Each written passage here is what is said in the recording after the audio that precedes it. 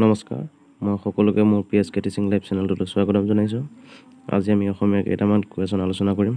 তাৰ ভিতৰত প্ৰথমটো হৈছে 1 নম্বৰ, মনময়ূৰী কাব্যপুথিখন কোনে ৰচনা কৰিছিল? হেম বৰুৱাই। 2 নম্বৰ, তত্ত্বমূলক গ্ৰন্থ শ্ৰীকৃষ্ণ কোনে ৰচনা কৰিছিল? পদ্মনাথ গোহাঞিবৰুৱাদেৱে। 3 নম্বৰ, সুৰভি গল্প সংকলনখন কোনে ৰচনা কৰিছিল? উত্তৰ, লক্ষ্মীনাথ বেজবৰুৱাই।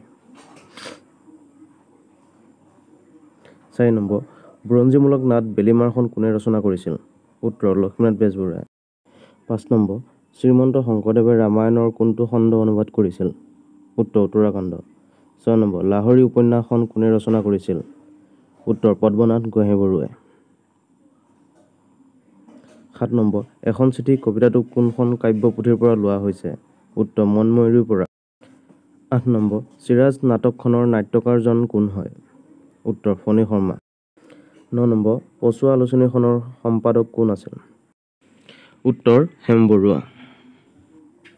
10 নম্বৰ, নিৰ্মলপ্ৰভা বৰদলৈৰ প্ৰথম কবিতা পুথিখনৰ নাম কি? বনফৰিঙৰ ৰং। 11 নম্বৰ, দৃষ্টি আৰু দৰ্শন কোনে ৰচনা কৰিছিল? ভৱানন্দ দত্তই। 12 নম্বৰ, হেম বৰুৱাই সাহিত্য চৰ্চা কৰা এখন আলোচনীৰ নাম কোৱা? আৱাহন। 13 নম্বৰ, সুৰীয়া মাত গীতৰ পুথিখন কোনে ৰচনা কৰিছিল? নিৰ্মলপ্ৰভা বৰদলৈ। 14 নম্বৰ, অসমীয়া জনপ্ৰিয় কবিতা মমতাৰ চিঠি কবিতাটো কোনে ৰচনা কৰিছিল? হেম বৰুৱা। আজিৰ অন্তিমটো প্ৰশ্নলৈ আগবাঢ়িছোঁ। বিন বৰাগী কবিতা পুথিখনৰ ৰচক কোন? উত্তৰ, চন্দ্ৰকুমাৰ আগৰৱালা। ধন্যবাদ। আজিলৈ ইমানে। আপোনালোকৰ ভাল লাগিলে চেনেলটো ছাবস্ক্ৰাইব, লাইক, কমেণ্ট, শ্বেয়াৰ কৰি দিবলৈ নাপাহৰিব। জয় অসম।